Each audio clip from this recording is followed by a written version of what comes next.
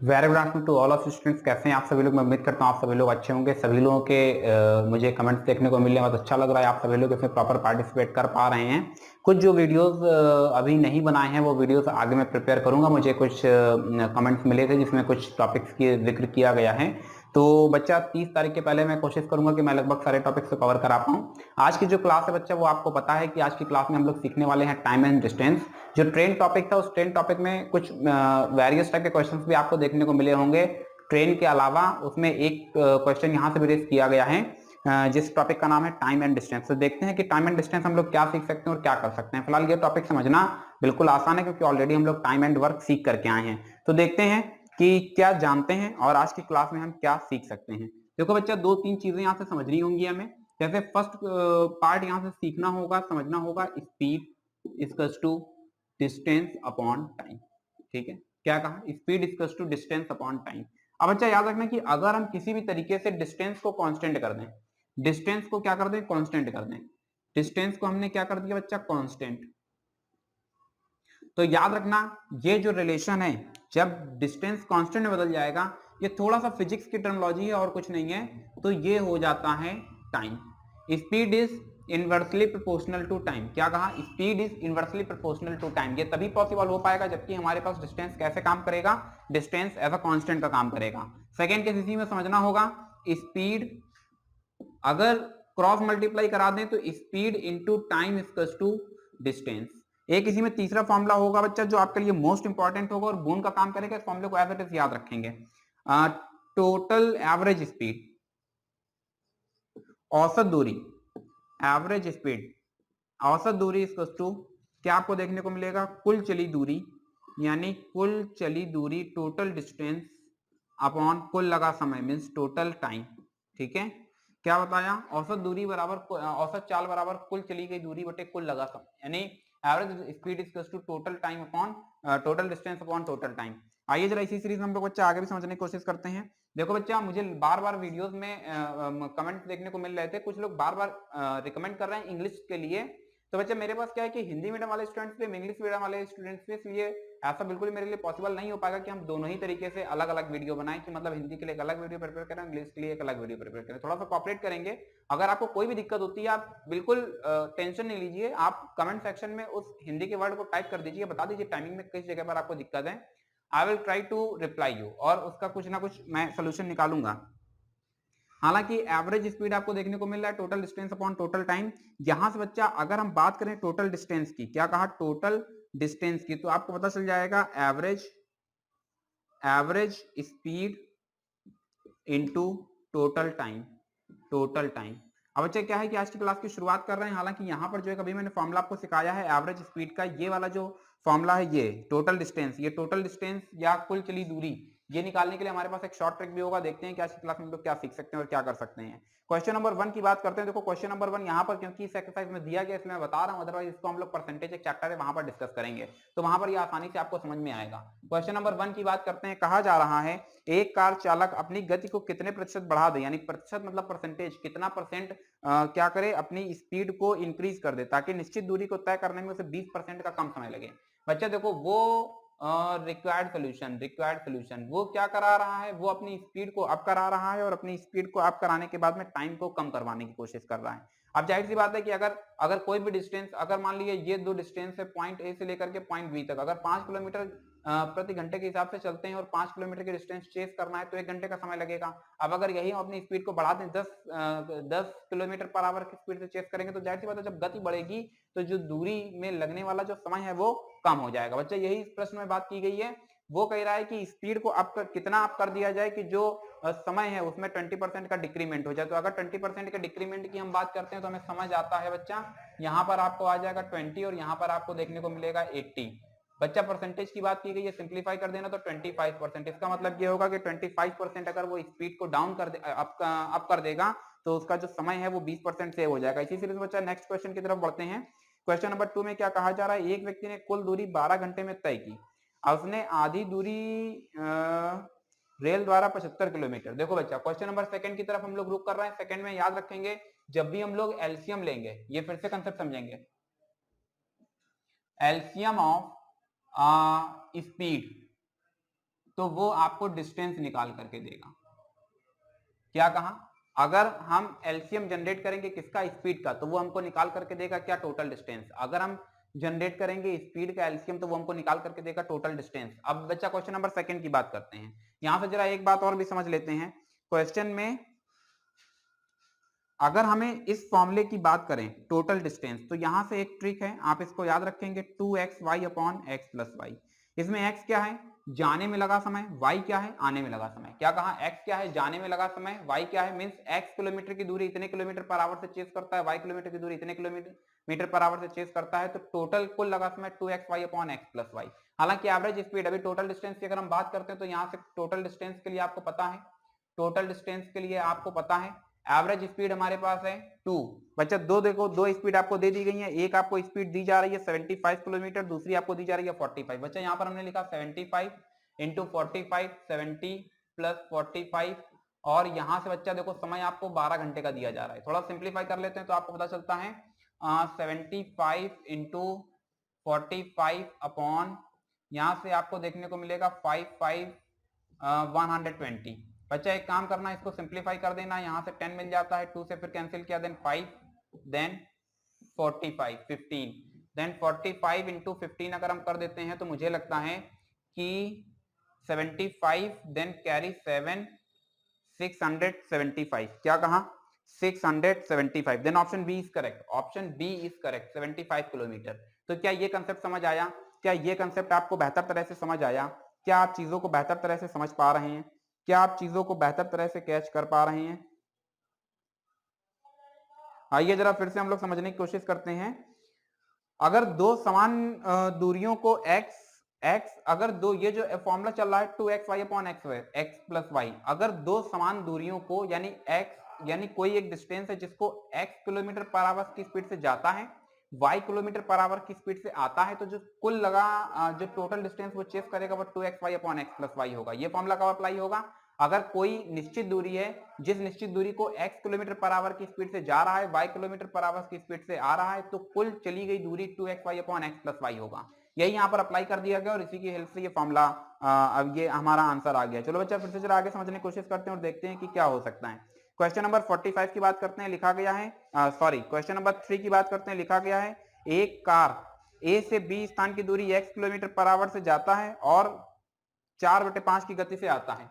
यानी question number 3 की देखो हम बात कर रहे हैं, बात फिर वही है बच्चा, हमसे कुछ पूछ रहा है, अच्छा प्रतिशत में व्यक्त करना है, यानी कुल दूरी, यानी निकालना अभी भी हमें क्या है, टोटल डिस्टेंस ही जनरेट करना है, टोटल डिस्टेंस जनरेट करना है, मगर इस बार वो हमसे परसेंटेज में डिस्टेंस को निकलवा रहा है। ठीक है, कोई बात नहीं। यहां से बच्चा समझने की कोशिश करते हैं, x किलोमीटर पर आवर की स्पीड से जाता है, साथ ही साथ जब वापसी करता है तो 4/5 की स्पीड से वापसी करता है। मतलब अभी देखो बताया x काम तो x कर रहा है, जबकि y का काम क्या कर रहा है, 4/5x। तो यहां से आपको देखने को मिलेगा 2ab upon a plus b। क्या इतनी बात समझ पाए? यहां से आपको क्या देखने को मिलता है, यहां से आपको देखने को मिलेगा 8x square upon 5 whole upon, यहां से 9x अपॉन 5, ये कैंसिल हो जाता है। साथ ही साथ देखो वहां पर आपको दे रहा है कि कुल लगा समय जो है वो 27 घंटे है। इसका मतलब average speed into total time, total time बच्चे कितना है 27, then we get the into 27। थोड़ा सा और बेहतर तरह से अगर हम इसे मेंशन करते हैं तो हमें देखने को मिलता है x से x कैंसिल होता है, then 8x upon 9 into 27, after then 9 3 जा, देन 24x। क्या इतनी बात समझ पाए? क्या इतनी बात बेहतर तरह से समझ पाए? तो हमें देखने को मिलता है टोटल डिस्टेंस, टोटल डिस्टेंस बच्चा हमारे पास कितना जनरेट हो चुका है, 24x जनरेट हो चुका है। क्वेश्चन में क्या कहा गया है? क्वेश्चन में कहा गया कि जो डिस्टेंस है उसको परसेंटेज में व्यक्त करना है। डिस्टेंस बच्चा जो थी, आइए देख लेते हैं। तो डिस्टेंस इन परसेंटेज, तो जब डिस्टेंस को परसेंटेज में व्यक्त करेंगे तो जरा समझेंगे। 24x अभी हमें मिला है किसके रिस्पेक्ट में, x के रिस्पेक्ट में, परसेंटेज के लिए 100 इस्तेमाल करते हैं तो 2400%। क्या कहा, डिस्टेंस कितनी उसने चेस की है, 2400% डिस्टेंस चेस की है। क्वेश्चन नंबर 4 की तरफ बढ़ते हैं और देखते हैं कि क्या हो सकता है। फिलहाल यहां से कुछ पोर्शन को रफ करते हैं। मैं उम्मीद करता हूं कि ये टॉपिक आपको बेहतर तरह समझ आ रहा होगा। थोड़ा सा और कॉम्प्रिहेंड करने की कोशिश करेंगे। कहा जा रहा है क्वेश्चन नंबर 4 में, एक कार को 300 किलोमीटर की दूरी तय करने में 5 घंटे का समय लगता है। ठीक है, यानी कार की अगर हम स्पीड जनरेट करें, कार की हम बच्चे क्या जनरेट करें, स्पीड जनरेट करें, तो कार की स्पीड आपको देखने को मिलेगी 300/5, यानी 60 किलोमीटर पर आवर। कितना? 60 kilometre per hour. 60 kilometre per hour की स्पीड से वो व्यक्ति चल रहा है। अगर उसी दूरी को पहले से 4/5 समय में पूरा करना हो तो उसकी गति कितनी करनी होगी? समय बच्चा देखो, देखो अगर यहां से हम ये देखो, ये हमारे पास यहां पर है ratio, speed is inversely proportional to 1/टाइम। समय दिया गया है तो स्पीड जो होगी वो उसका इनवर्सली है। तो जाहिर सी बात है जब 4/5 समय में उसे पूरा करना है तो समय 4/5, प्रारंभिक समय का 4/5 है।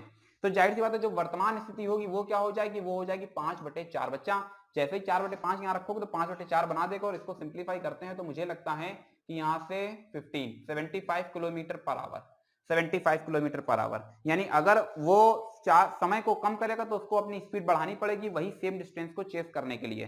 मैं उम्मीद करता हूं कि क्वेश्चन नंबर 4 भी आपको बेहतर तरह से समझ आया होगा। हालांकि क्वेश्चन नंबर 5 की तरफ बढ़ते हैं तो क्वेश्चन नंबर 5 अभी आपको आसानी समझ आ जाएगा और पता चलेगा ये फॉर्मूला किस तरीके से काम करता है। कहा जा रहा है एक व्यक्ति एक स्थान से दूसरे स्थान तक 5 किलोमीटर पर आवर की गति से जाता है, साथ ही साथ 3 किलोमीटर पर आवर की गति से वापस आता है। पूरी यात्रा की औसत गति क्या रही है? देखो जितनी डिस्टेंस जा रहा है उतनी डिस्टेंस वापस आ रहा है, मतलब डिस्टेंस तो हो चुकी है कांस्टेंट। इस सिचुएशन में बच्चा क्वेश्चन नंबर 5 को जब हम देखते हैं तो यहां से हमारा जो रिक्वायर्ड समय है यानी रिक्वायर्ड डिस्टेंस, वो रिक्वायर्ड डिस्टेंस हमारे पास कितनी जनरेट हो जाएगी? जनरेट होगी 2ab/a+b। क्या आप बेहतर तरह से समझ पाए? 4 3 12 दूनी 24। Something is going to wrong. 5 है बच्चा, बच्चा सॉरी यहां पर क्या है? 5 है। Then 253 5 + 3, then we get the 1530/8, then we get the 15/4. After then we can rewrite 3:3/4, 3 3 जा 4 5 15 मीन्स उसने 3 से ही 3/4 किलोमीटर पर आवर, ये आ जाएगा आपका फाइनल आंसर। यानी उसकी जो औसत चाल रही है, ये औसत चाल जो उसकी रही है, कुल चली दूरी औसत चाल, कुल चली दूरी बटे कुल लगा समय, ये जो अभी आपके पास आ रहा है एवरेज स्पीड, ये एवरेज स्पीड क्या आ रहा है? 2xy/x+y। ये बच्चा हमने अप्लाई कर दिया तो हमें ये देखने को मिल गया। हालांकि अगर हम इसको चाहें तो हम इसको अपने मेथड से भी प्रूव कर सकते थे, एलसीएम के थ्रू भी। 5 और 3 का अगर हम एलसीएम ले लें तो बच्चा कितना आ जाता है? 15 आ जाता है। हमने मान लिया कि उसे दूरी कितनी तय करनी है? 15 किलोमीटर की दूरी तय करनी है। यानी 5 की स्पीड से जब चलता है तो 1 घंटे में चलेगा 3 किलोमीटर, तो 5 घंटे में चलेगा 15 किलोमीटर। सेम 1 घंटे में चलता है 5 किलोमीटर तो चलेगा 1 घंटे यानी 3 घंटे में चलेगा 15 किलोमीटर। अगर हम देखें 1 घंटे में ओवरऑल डिस्टेंस 2 घंटे में कितनी चेस कर रहा है? तो 5 3 8 किलोमीटर। कितना कहा? 8 किलोमीटर। बच्चा चलना कितना है? 15 चलना है। आगे आप इसे मॉडिफाई कर सकते हैं और मेरे हिसाब से अब आपको दिक्कत आने वाली नहीं है, आप आसानी से जनरेट कर सकते हैं। देखो ये 8 किलोमीटर आया है, 15 किलोमीटर की ये जो डिस्टेंस है बच्चा 15 आ जाएगा, 15 आएगा। क्या कहा? 15 आ जाएगा, 15 आएगा। कुल कितना उसे समय लग रहा है? 8। तो 15 गया, 15 है तो हो गया 30। 30/8 अगर आप करते हैं तो फिर आपका सेम आंसर आ जाएगा। हालांकि ये जो है यहाँ पर थोड़ा सा कम बेहतर रहता है। आप सिंपली याद रखेंगे 2xy/x+y। तो मैं उम्मीद करता हूं कि चीजें आपको बेहतर तरह समझ आ रही हैं और आप इसे आसानी से कैलकुलेट कर सकते हैं। एक समान गति से चल रही रेलगाड़ी, यानी क्वेश्चन नंबर 6 की अगर हम बात करते हैं तो क्वेश्चन नंबर 6 को फिर समझने की कोशिश करेंगे। कहा जा रहा है एक समान गति से चल रही रेलगाड़ी 32 किलोमीटर की दूरी 12 मिनट में तय करती है। गाड़ी की प्रति घंटा स्पीड क्या होगी? बच्चा स्पीड की बात कर रहा है पर आवर, और देखेंगे 12 किलोमीटर 32 किलोमीटर 12 मिनट में। अच्छा 12 मिनट में कितना चेस कर रहा है? 32 किलोमीटर चेस कर रहा है। तो जाहिर सी बात है कि एक मिनट में तय करेगा 32/12 किलोमीटर। यानी अगर हम 60 से मल्टीप्लाई करा देते हैं देन 60 मिनट में आपको देखने को मिलेगा 32/12 × 60 यानी 1 घंटा। 60 मिनट बराबर 1 घंटा। तो यहां से आपको देखने को मिलेगा 32 × 5 यानी 160, यानी 160 किलोमीटर पर आवर। क्या इतनी बात समझ पाए? क्या इतनी बात समझ पाए? यानी 160 किलोमीटर पर आवर की जो है वो स्पीड जनरेट होगी अगर हमारे पास ये कैलकुलेशन दिया जा रहा है। हालांकि ये चीज जो अभी मैंने इसमें कैलकुलेट की हुई है ये ऑलरेडी आप सीख करके आए हैं। मैं इसमें आपको पहले भी बता चुका हूँ 18/5 और 5/18। ये क्वेश्चन यहाँ का था नहीं, फिर भी आ गया तो फिर मैंने आपको बता दिया है। आइए इसी सीरीज में हम लोग आगे बढ़ते हैं और देखते हैं कि इस सीरीज में हम लोग आगे क्या सीख सकते हैं। हालांकि मुझे तो लगता है कि अब लगभग सारे क्वेश्चन हो जाएंगे। इस सीरीज में क्वेश्चन नंबर 13 की तरफ बढ़ेंगे। क्वेश्चन नंबर 13 की तरफ बढ़ रहे हैं और देखते हैं कि क्वेश्चन नंबर 13 में हमें क्या सीखने को मिलेगा। क्वेश्चन नंबर 13 को रीड कर रहे हैं और देखते हैं कि क्या हो सकता है। ए और बी किसी गंतव्य स्थान की ओर जा रहे हैं। ठीक है, क्वेश्चन नंबर रहा 13। ए और बी किसी गंतव्य स्थान की ओर जा रहे हैं, उनकी रफ्तार का अनुपात, रफ्तार का अनुपात मतलब समझ रहे हो, आपको स्पीड दे दी गई है, स्पीड का जो रेशियो है वो 3:4 है, ए और बी 3:4। अच्छा, अगर 3:4 दिया गया तो जाहिर सी बात है यहाँ से टाइम का रेशियो हम जनरेट कर सकते हैं, स्पीड और टाइम के बीच में क्या है, इनवर्सली प्रोपोर्शनल है, तो जाहिर सी बात है ये 4:3 हो जाएगा। कहा जा रहा है गंतव्य पर पहुंचने में बी को जितना समय लगता है उससे 30 मिनट अधिक समय ए को लगता है, या ये जब भी अधिक और कम की बात होती है मतलब आपको डिफरेंस दिया जा रहा है, यानी समय जो है वो 30 मिनट का अंतर आ रहा है, 30 मिनट का एक समय का अंतर हमारे पास है और वो डिफरेंस कितने का है, 4 - 3 का है, जो कि वो के अकॉर्डिंग ये समय 30 मिनट का आ रहा है, मतलब हमारा एक उनका 30 बच्चा क्या है, बराबर है। कह रहा है गंतव्य तक पहुंचने में ए को कितना समय लगेगा, बच्चा ए को कितना समय लग रहा है, 4 लग रहा है, अगर 1 बराबर 30 के है तो 4 बराबर किसके हो जाएगा, 120 के हो जाएगा।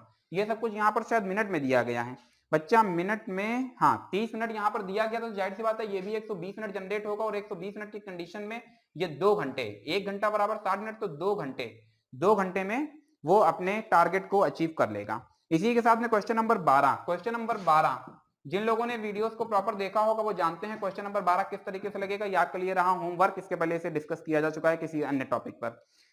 इसी सीरीज में बच्चे आगे बढ़ते हैं और फिर देखते हैं कि क्या हो सकता है। ए 4 किलोमीटर पर आवर की चाल से चलता है, इसके चलने के 4 घंटे बाद बी साइकिल से 10 किलोमीटर पर आवर की स्पीड से चलता है, प्रारंभ बिंदु से कितनी दूर ए बी को पकड़ लेगा। ये मुझे नहीं लगता कि अब यहाँ पर कुछ कॉम्प्लिकेटेड पार्ट है, चोर सिपाही वाला केस मैंने आपको ऑलरेडी बता रखा था, तो उसी के अकॉर्डिंग इसको भी प्रोसीड किया जाएगा। तो ठीक है, तो फिर ऐसा करते हैं कि आज के लिए बस इतना ही रखते हैं। इस पूरी एक्सरसाइज को आपको कंप्लीट करना है, टाइम एंड डिस्टेंस भी आपके लिए कुछ कॉम्प्लिकेटेड नहीं रहा, बहुत जल्द हम लोग परसेंटेज पर आने वाले हैं। फिलहाल आज के लिए बस इतना ही। Thank you so much to all of you, may god bless you all.